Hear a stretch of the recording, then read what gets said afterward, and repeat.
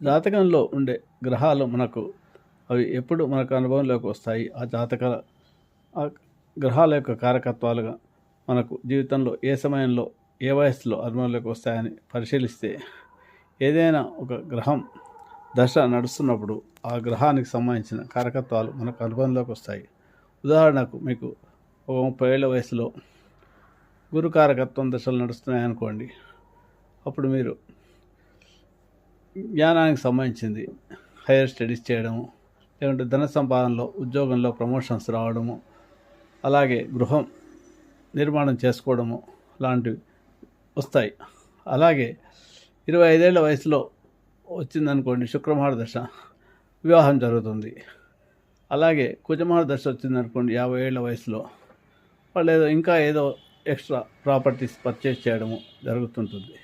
ఈ రకంగా గ్రహదశలు అంతర్దశలు వచ్చినప్పుడు